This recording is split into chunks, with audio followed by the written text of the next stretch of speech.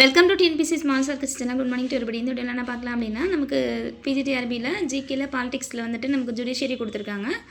இதில் நீதித்துறை அப்படின்றது வந்து நமக்கு வந்து ஜுடிஷியரி வந்து மொத்தமாக கொடுத்துருக்காங்க. இதில் வந்து நம்ம ஹைகோர்ட்டையும் பார்த்துப்போம், சுப்ரீம் கோர்ட்டையும் பார்த்துப்போம். ஏன் அப்படின்னா நமக்கு ஜுடிஷியரின்னு தான் கொடுத்துருக்காங்களே தவிர அது வந்து நடுவண் அரசு சார்ந்தா இல்லைன்னா வந்துட்டு மாநில அரசு சார்ந்தான்னு கொடுக்கல. அதனால் ரெண்டையுமே பார்த்து வச்சுப்போம். நடுவண் அரசாங்கத்தின் 3வது அங்கம் நீதித்துறை ஆகும்.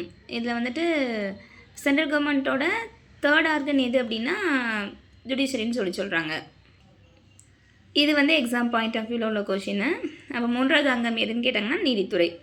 இது வந்து குடிமக்களின் உரிமைகளையும் சுதந்திரத்தையும் பாதுகாப்பதில் நீதித்துறை முக்கிய பங்கு வகிக்கிறது.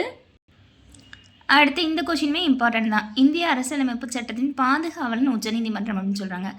அப்போது கார்டியன் ஆஃப் இந்தியன் கான்ஸ்டியூஷன் எது அப்படின்னு கேட்டாங்கன்னா சுப்ரீம் கோர்ட்டு தான். நடுவண் மாநில அரசுகளின் சட்டமன்ற நிர்வாக பிரிவுகளிலிருந்து நீதித்துறை தன்னாட்சி பெற்று விளங்குகிறது.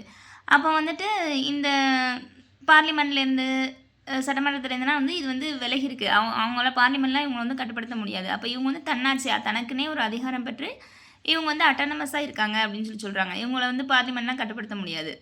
அடுத்து புதுதில்லியில் அமைந்துள்ள இந்திய உச்சநீதிமன்றம் 1950 ஜனவரி 28ஆம் நாள் துவங்கப்பட்டுள்ளது. அப்போது எப்போ வந்து சுப்ரீம் கோர்ட் வந்து நம்ம நியூ டெல்லியில் வந்து ஓப்பன் பண்ணியிருக்காங்க அப்படின்னு சொல்லி பார்த்தோன்னா 1950 ஜனவரி 26 நமக்கு என்னது ரிப்பப்ளிக் டே. அதுலேருந்து 2 நாள் கழிச்சு ஞாபகம் வச்சுக்கோம். ரிப்பப்ளிக் டேக்கு 2 நாள் கழிச்சு. அப்போது 28 வந்து ஸ்டார்ட் பண்ணிக்காங்க 1950. இது வந்து 1935ஆம் ஆண்டு இந்திய அரசு சட்டத்தின் கீழ் நிறுவப்பட்ட கூட்டாட்சி நீதிமன்றத்தை தொடர்ந்து உருவாக்கப்பட்டதாமா. 1935ஆம் ஆண்டு இந்திய அரசு சட்டம் அப்படின்ற ஒரு சட்டம் வந்துச்சு. அந்த சட்டத்தின் கீழே வந்து கூட்டாட்சி நீதிமன்றத்தை தொடர்ந்து, இதுக்கு முன்னாடி வந்து ஃபெடரல் கோர்ட் அப்படின்ற ஒன்று வந்திருக்கு, கூட்டாட்சி நீதிமன்றம்னு. அதை தொடர்ந்து வந்தது தான் இந்த கோர்ட் அப்படின்னு சொல்கிறாங்க. இதில் நம்ம இம்பார்ட்டண்ட்டாக பார்க்க வேண்டியது எந்த டேட்டில் சுப்ரீம் கோர்ட் ஓப்பன் பண்ணாங்க, இதை பார்த்துக்கணும். அடுத்து 1950ஆம் ஆண்டு அரசியலமைப்பின் தொடக்கத்தில் ஒரு தலைமை நீதிபதி உட்பட 8 நீதிபதிகளை உச்சநீதிமன்றம் கொண்டிருந்தது. இப்போ வந்து ஒரு தலைமை நீதிபதி உட்பட 34 நீதிபதிகளை கொண்டுள்ளதாமா. அப்போ ஸ்டார்டிங்கில் 1950 1+7 இப்போ வந்து 1+33 இருக்காங்க அப்படின்னு சொல்கிறாங்க. அடுத்து இந்த நீதிபதிகளோட நியமனம் எப்படி நடைபெறும் அப்படின்னா, இந்திய உச்சநீதிமன்ற தலைமை நீதிபதி சீஃப் ஜஸ்டிஸ் ஆஃப் இந்தியா வந்துட்டு பிரசிடென்ட் வந்து அப்பாயின்மெண்ட் பண்ணுறாங்க. இதுவும் இம்பார்ட்டன்ட் கொஷின் தான். அடுத்து மற்ற நீதிபதிகளையுமே பிரசிடென்ட் தான் அப்பாயின்மெண்ட் பண்ணுவாங்க. ஆனால் இந்த மூத்த நீதிபதி சீஃப் ஜஸ்டிஸ் ஆஃப் இந்தியா வந்து யாரை சொல்கிறாங்களோ அவங்கள வந்து அப்பாயின்மெண்ட் பண்ணுறாங்க. அப்போ இவங்க வந்து இவங்களுக்கான தகுதிகள் என்ன அப்படின்னா, இவங்க கண்டிப்பாக ஒரு இந்தியனாக இருக்கணும், இந்தியன் சிட்டிசன்ஷிப் வந்து பெற்றிருக்கணும். அடுத்து வந்து 5 ஆண்டுகள் உயர்நீதிமன்றத்தில் வந்து நீதிபதியாக பணிபுரிந்திருக்கணும். ஹைகோர்ட்டில் 5 இயர்ஸ் வந்து ஜட்ஜாக இருந்திருக்கணும். அப்படி இல்லை அப்படின்னா அவர் வந்து 10 ஆண்டுகள் உயர்நீதிமன்றத்தில் வழக்கறிஞராக, அப்போ வந்து அட்வொகேட்டாக ஒரு 10 இயர்ஸ் 5 இயர்ஸ் ஜட்ஜாக இருந்திருக்கணும். பிரசிடெண்ட்டோட பார்வையில் வந்து இவர் வந்து ஒரு சட்ட வல்லுநராக இருக்கணும் அப்படின்னு சொல்கிறாங்க. இவங்களோட வயது வரம்பு எவ்வளோ நாள் ஒர்க் பண்ணான்னா 65. இதை நல்லா நோட் பண்ணிக்கணும். சம்டைம்ஸ் இந்த கொஷின் கேட்கலாம், நம்பர்ஸ் வச்ச கொஷின்னு அதை கேட்டுடலாம். அடுத்து இவங்க பதவி விலகணும்னு நினைக்கிறாங்கன்னா குடியரசுத் தலைவர்கிட்ட வந்து அவங்களோட பதவி விலகல் கடிதத்தை கொடுக்கலாம். இல்லை இவங்க வந்து ஏதாவது குற்றம் புரிஞ்சிருக்காங்க, பெரும் குற்றம் ஏதாவது பண்ணியிருக்காங்க அப்படின்னா இவங்கள வந்து பார்லிமெண்ட்டில் வந்துட்டு சொல்லி இவங்கள வந்து பதவி நீக்கம் பண்ணலாம். இவங்களா பதவி விலகணும்னா குடியரசுத் தலைவர், இவங்கள நம்ம தூக்கணும்னா பார்லிமெண்ட்லேருந்து தூக்கலாம். இந்த 2 வந்து பண்ணலாம் அப்படின்னு சொல்கிறாங்க.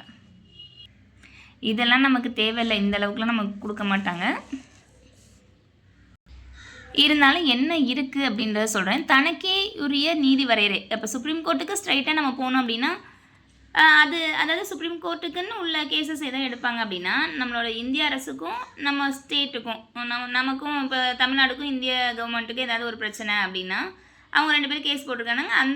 அந்த கேஸ் வந்து ஸ்ட்ரைட்டாக சுப்ரீம் கோர்ட்டில் தான் போடுவாங்க. யூனியன் கவர்மெண்ட்டுக்கும் ஸ்டேட்டுக்கும் பிரச்சனைனா அப்போ ரெண்டு ஸ்டேட்டுக்கு இடையில, இப்போ நமக்கும் கர்நாடகாவுக்கும் இடையில தண்ணி பிரச்சனை வந்துச்சு, அப்போ அந்த மாதிரி ரெண்டு ஸ்டேட்டுக்கு இடையில பிரச்சனைனா அதுவும் வந்து சுப்ரீம் கோர்ட்டு தான். அப்புறம் ஃபண்டமெண்டல் ரைட்ஸ் மீறப்படும் போது, அந்த அடிப்படை உரிமைகள் மீறப்படும் போது ஸ்ட்ரைட்டாக சுப்ரீம் கோர்ட் போகலாம். இந்த 3 காரணத்துக்காகவும் நம்ம ஸ்ட்ரைட்டாக சுப்ரீம் கோர்ட்டுக்கு போகலாம். அடுத்து வந்துட்டு மேல்முறையீட்டு நீதிமன்றம்னா ஹைகோர்ட்டில் இருந்து சுப்ரீம் கோர்ட்டுக்கு போகிற கேசஸ்.